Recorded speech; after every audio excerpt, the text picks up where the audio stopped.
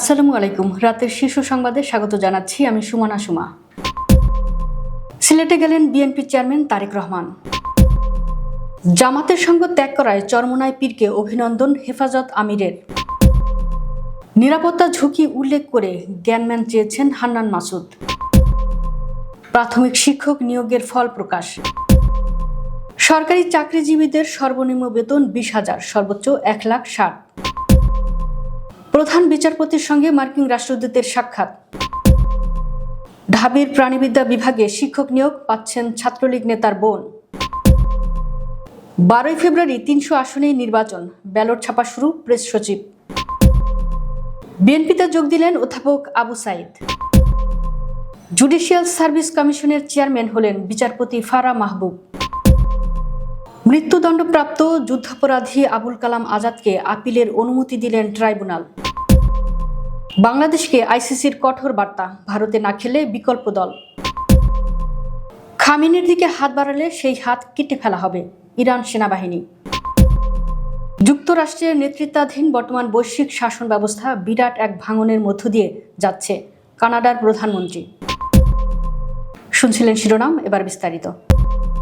নির্বাচনী প্রচারণায় অংশ নিতে সিলেট গিয়েছেন বিএনপি চেয়ারম্যান তারেক রহমান। বুধবার 21 জানুয়ারি সন্ধ্যা 6টা 38 গুলশানের বাসভবন থেকে বিমানবন্দরের উদ্দেশ্যে রওনা হন তিনি। বিএনপির মিডিয়া সেলের সদস্য সাইরুল কবির খান গণমাধ্যমকে এই তথ্য নিশ্চিত করেছেন।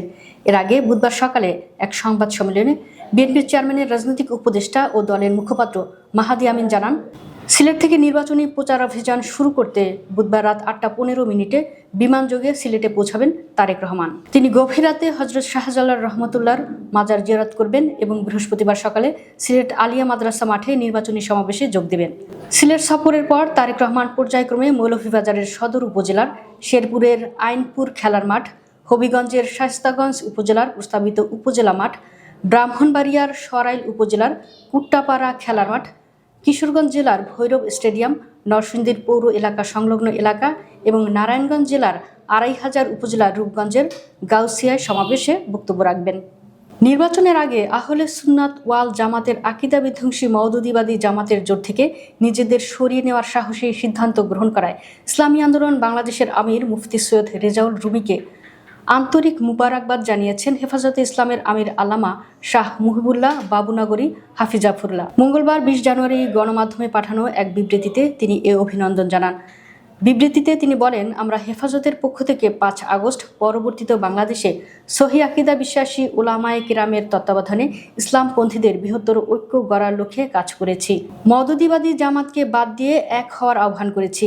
ঈমান আকীদা বাদ দিয়ে কারো সাথে জোট না করতে সতর্ক করেছি। আলহামদুলিল্লাহ, মওদুদিবাদী জামাতের খপ্পর থেকে বের হয়ে ইসলামী আন্দোলন বাংলাদেশের এককভাবে রাজনৈতিক পথচলা তৈরি করতে পারায় বিশেষ মুবারকবাদ জানাই।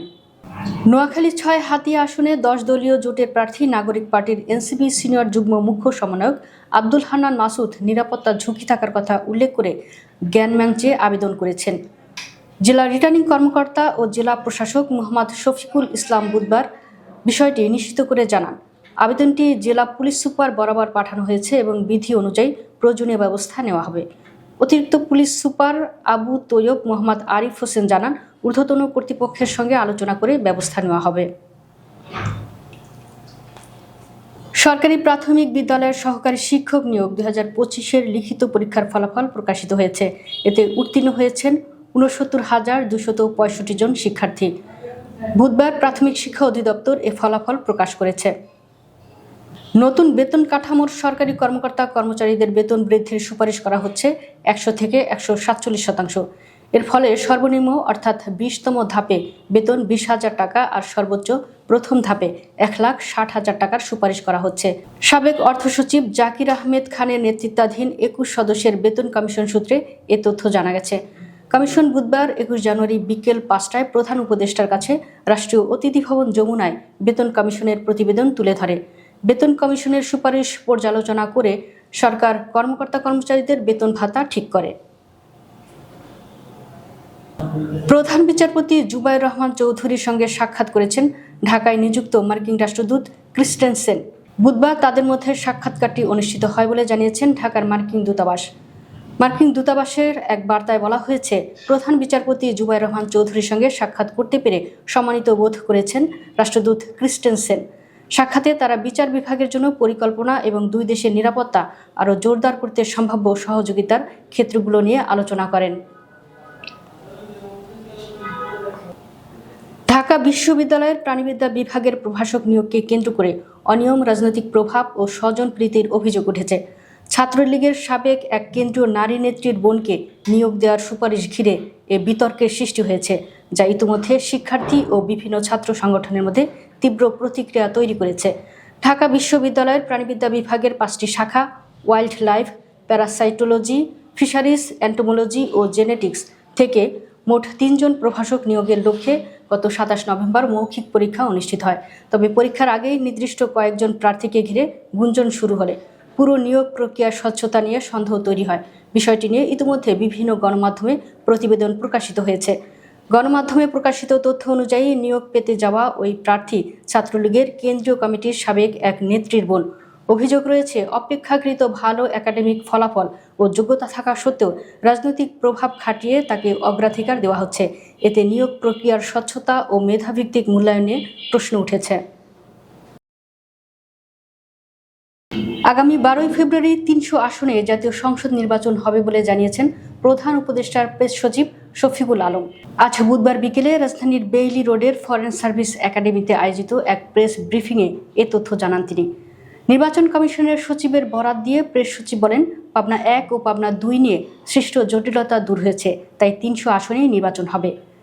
আগামী 12ই ফেব্রুয়ারি 300 আসনেই জাতীয় সংসদ নির্বাচন হবে। বুধবার মধ্যরাত থেকেই ব্যালট পেপার ছাপা শুরু।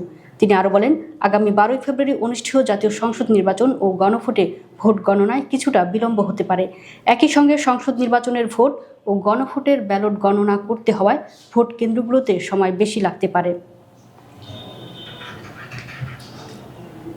বাংলাদেশ জাতীয়তাবাদী দল বিএনপিতে যোগদান করেছেন সাবেক তথ্য ও সম্প্রচার মন্ত্রী, রাকসুর সাবেক ভাইস প্রেসিডেন্ট এবং বাংলাদেশের সংবিধান প্রণয়ন কমিটির অন্যতম সদস্য প্রফেসর ডক্টর আবু সাইদ। বুধবার বিকেলে গুলশানস্থ বিএনপি চেয়ারম্যান কার্যালয়ে বিএনপি মহাসচিব মির্জা ফখরুল ইসলাম আলমগীরের হাতে ফুলের তোড়া দিয়ে তিনি আনুষ্ঠানিকভাবে বাংলাদেশ জাতীয়তাবাদী দলে যোগ দেন। বাংলাদেশ জুডিশিয়াল সার্ভিস কমিশনের চেয়ারম্যান হিসেবে নিয়োগ পেয়েছেন সুপ্রিম কোর্টের আপিল বিভাগের বিচারপতি ফারা মাহবুব। বুধবার আইন মন্ত্রণালয় এ সংক্রান্ত একটি প্রজ্ঞাপন জারি করেছে। প্রজ্ঞাপনে বলা হয়েছে, গণপ্রজাতন্ত্রী বাংলাদেশের রাষ্ট্রপতি বাংলাদেশ জুডিশিয়াল সার্ভিস কমিশন বিধিমালা 2007-এর বিধি 3-2 কয়ের বিধান মতে বাংলাদেশ সুপ্রিম কোর্ট আপিল বিভাগের বিচারপতি ফারা মাহবুবকে বাংলাদেশ জুডিশিয়াল সার্ভিস কমিশনের চেয়ারম্যান নিয়োগ করেছেন। এই নিয়োগ অবিলম্বে কার্যকর হবে। আন্তর্জাতিক অপরাধ ট্রাইব্যুনালে আত্মসমর্পণ করেছেন 1971 সালে মানবতা বিরোধী অপরাধের অভিযোগে মৃত্যুদণ্ডপ্রাপ্ত মাওলানা আবুল কালাম আজাদ। আত্মসমর্পণের পর তাকে আপিল করার জন্য প্রয়োজনীয় কাগজপত্র সরবরাহের নির্দেশ দিয়েছেন ট্রাইব্যুনাল। সেই সঙ্গে তিনি বর্তমানে যেভাবে আছেন সেভাবেই থাকবেন বলে আদেশ দিয়েছেন। বুধবার 21 জানুয়ারি বিচারপতি নজরুল ইসলাম চৌধুরীর নেতৃত্বাধীন 3 সদস্যের আন্তর্জাতিক অপরাধ ট্রাইব্যুনাল 2 এই আদেশ দেন। 2026 আইসিসি টি-20 বিশ্বকাপের বিষয়ে চূড়ান্ত সিদ্ধান্ত জানাতে বাংলাদেশকে একদিন সময় দিয়েছে আইসিসি। বৃহস্পতিবার 22 জানুয়ারির মধ্যে ভারতে খেলতে যাওয়ার ব্যাপারে ইতিবাচক সিদ্ধান্ত না নিলে বিকল্প দল নিয়ে বিশ্বকাপ আয়োজন করবে বিশ্ব ক্রিকেটের নিয়ন্ত্রক সংস্থাটি। নিরাপত্তা সংখ্যায় বাংলাদেশ ক্রিকেট বোর্ড ভারতের দল না পাঠানোর সিদ্ধান্ত জানিয়ে দেওয়ার পর বুধবার এ নিয়ে আইসিসি বোর্ড সভায় ভোটাভুটি হয়েছে। ভোটে বাংলাদেশের জায়গায় টি-20 বিশ্বকাপে বিকল্প দল নেওয়ার সিদ্ধান্ত হয়েছে। তবে সেটি কার্যকরের আগে বিসিবিকে বাংলাদেশ সরকারের সঙ্গে আলোচনা করে চূড়ান্ত সিদ্ধান্ত জানাতে বলা হয়েছে।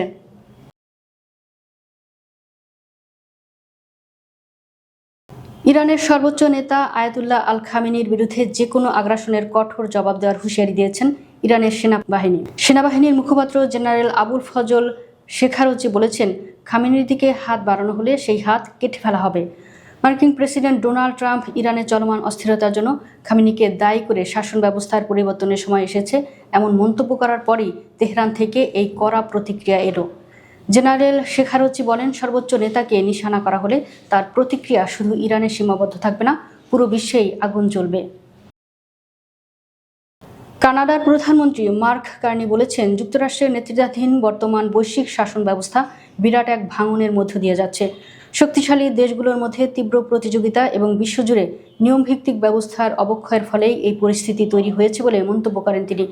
সুইজারল্যান্ডের দাভোসে মঙ্গলবার বিশ্ব অর্থনৈতিক ফোরামের বার্ষিক সম্মেলনে রাজনৈতিক ও আর্থিক খাতের প্রভাবশালীদের উদ্দেশ্যে দেওয়া বক্তব্যে এসব কথা বলেন কার্নি।